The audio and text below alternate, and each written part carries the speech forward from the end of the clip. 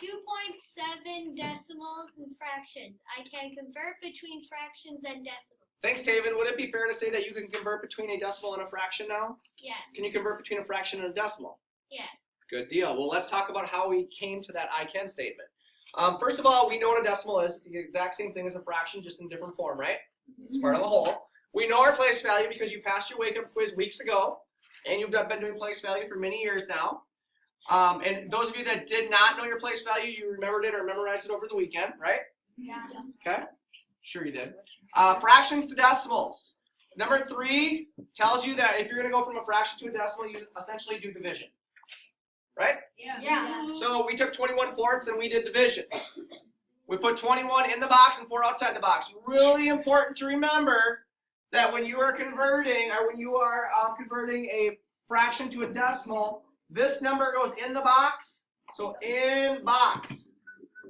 This number goes outside the box. So the denominator is outside the box, the numerator is inside the box. When I say on your assignment, you must show your work, do you think that might be the work you'd be showing? Yeah. Holy moly, isn't that crazy how that works? Now, the rule here, when you go down to a problem like number 5, you could go on forever and ever and ever and ever and ever and ever and ever because you keep getting a remainder of 2, 2, 2, 2. And we keep adding zeros and bringing them down and adding zeros and bringing them down. So what I have told you that in this classroom, anytime you have a decimal, you can round it to the nearest 100th place if it doesn't tell you to round to a different place value. If it says round to the nearest 10, Colin, round to the nearest 10. If it says round to the nearest 10,000, round to the nearest 10,000. But if it doesn't say anything, you can always round to the nearest 1,000. I'm sorry, to the nearest 100th. So here's your 100th place. There's your boss. Do what it tells you to do. Okay? Last one. How do you convert a decimal to a fraction? What's the rule for converting a decimal to a fraction? Rayma, how do you convert a decimal to a fraction? You say them. You read the You read the number. You read the decimal, right? And in order to do that, you need to know the decimal's place value, right?